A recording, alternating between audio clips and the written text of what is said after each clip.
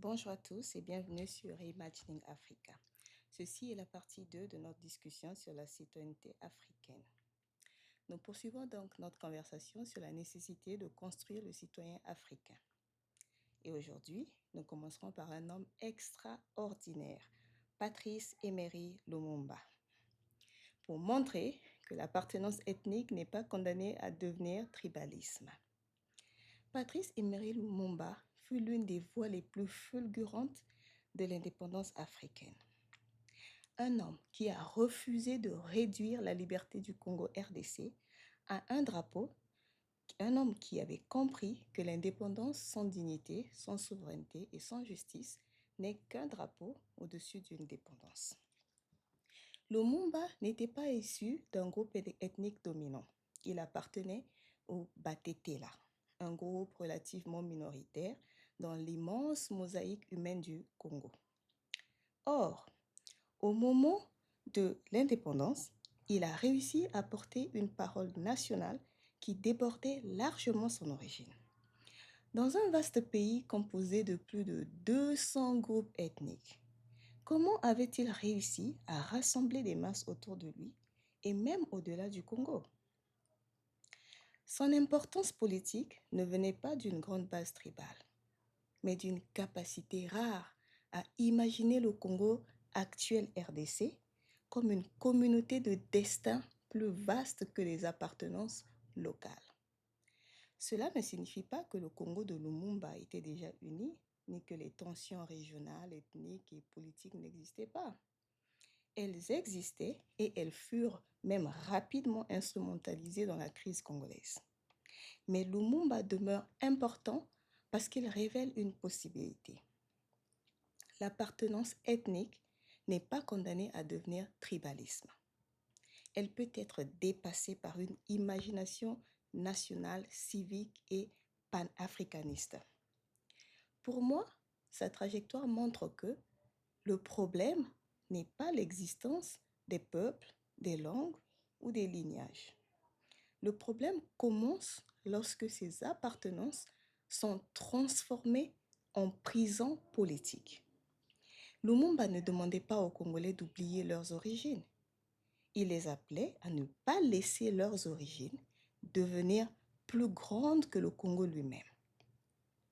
Dans cette perspective, l'unité nationale n'est pas l'effacement des différences.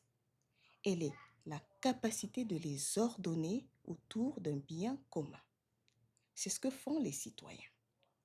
Voilà pourquoi le mot tribalisme doit être manié avec prudence. Il ne suffit pas de dire que l'Afrique souffre de ses ethnies. Ça, ce serait encore parler dans une grammaire coloniale. L'Afrique souffre plutôt lorsque des identités vivantes sont transformées en instruments de compétition, de peur et d'exclusion.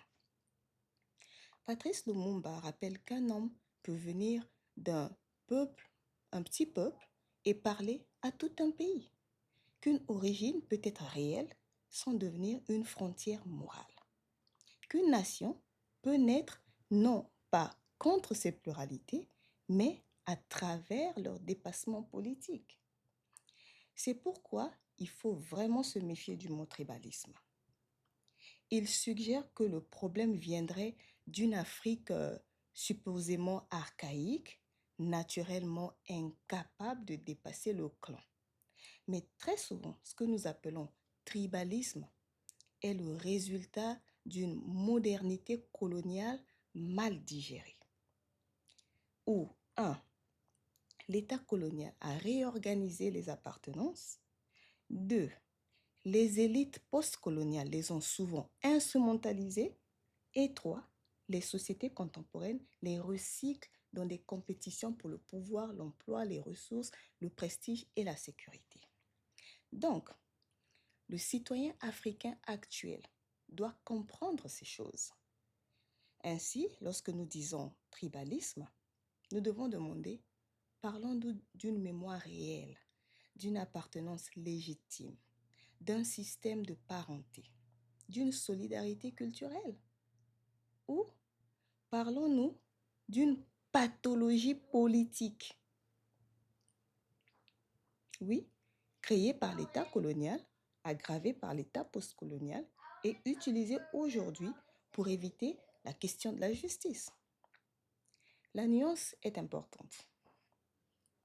Aimer sa langue, sa région, son peuple, ses ancêtres ou sa tradition n'est pas du tribalisme. C'est une forme d'enracinement. Le tribalisme commence lorsque l'enracinement devient mépris de l'autre, lorsque la mémoire devient arme, lorsque l'appartenance devient permis d'exclure les autres, lorsque son groupe devient plus important que la vérité, que la justice et que le bien commun. Pour penser cette dérive, oui, parce que c'est vraiment une dérive, on peut donc recourir à cette typologie pédagogique de l'idiot, le tribaliste et le citoyen que j'ai abordé lors de la première partie. Le tribalisme est un des mensonges qui ne meurent pas parce qu'on les répète trop longtemps. Et quand un mensonge dure trop longtemps, il ne ressemble plus à une invention. Il ressemble à une maison, on y habite, on y élève nos enfants, on y construit nos rêves. On ne va pas s'accuser entre nous.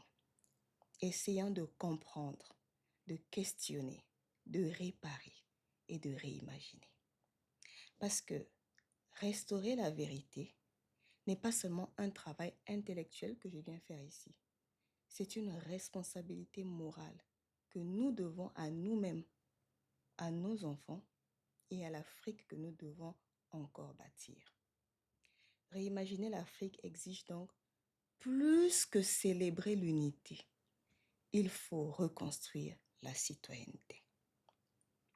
On doit construire des citoyens africains qui comprennent que le destin collectif ne se construit ni dans l'indifférence privée, ni dans le tribalisme, mais dans la responsabilité. Nous n'avons plus besoin de citoyens abstraits, coupés de leur communauté, mais des personnes capables de dépasser l'intérêt immédiat du groupe pour penser la société comme un héritage commun. Moi-même, je l'ai appris assez tard. C'est pourquoi je le partage. Et ici, la question devient brûlante. Qu'est-ce qu'un citoyen africain après le colon blanc? Est-ce simplement quelqu'un qui possède une carte d'identité nationale ou est-ce quelqu'un qui comprend que sa dignité est liée au bien commun, à la responsabilité envers les générations futures?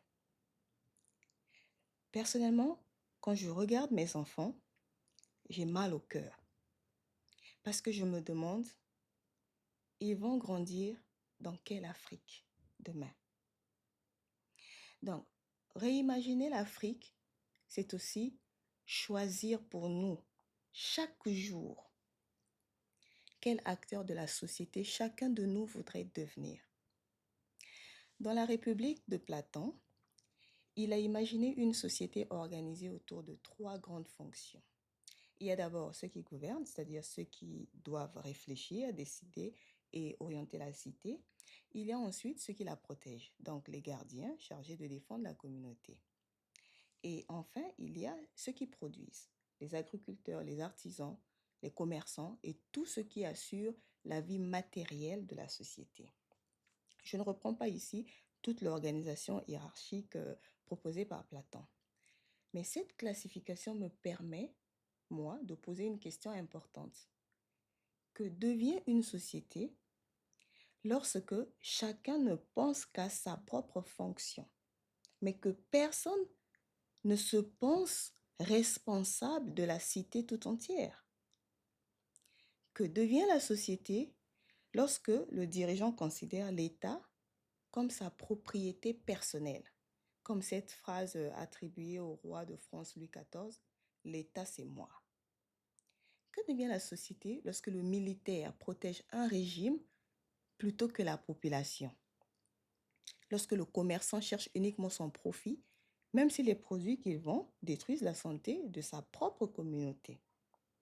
Lorsque l'intellectuel comprend les problèmes, mais il choisit le silence? Et lorsque le citoyen ordinaire pense que la politique ne le concerne que pendant les élections, alors la société existe peut-être administrativement, mais je pense qu'elle ne forme pas encore une véritable communauté politique. Je pense qu'un citoyen n'est pas simplement une personne qui possède une carte d'identité ou un passeport. Je pense aussi que la politique, qui est la gestion de la cité, ne doit pas être laissée aux politiciens. Ce serait comme laisser une marmite au feu et puis s'étonner de constater que la nourriture a cramé. Je ne dis pas devenons tous politiciens de profession, non. Je dis que chaque citoyen africain doit s'intéresser à la politique, donc à la gestion de son pays, et il doit comprendre le fonctionnement de cette politique-là. Ça réduira, à mon avis, certains problèmes du continent, peut-être beaucoup. Une société ne peut pas se réimaginer avec des idiots au sens grec idiotesse, ou des individus enfermés uniquement dans la survie privée, le clan, l'ethnie, le parti, l'église, la région ou le réseau d'intérêts. Elle a besoin de citoyens, non des citoyens abstraits coupés de leur communauté, mais des personnes capables de dépasser l'intérêt immédiat du groupe pour penser la société comme héritage commun. La seconde indépendance africaine est donc aussi civique. Elle exige de penser à passer de sujets administrés aux citoyens responsables. Je suis Aïssi Oyuba, ceci est Reimagining Africa.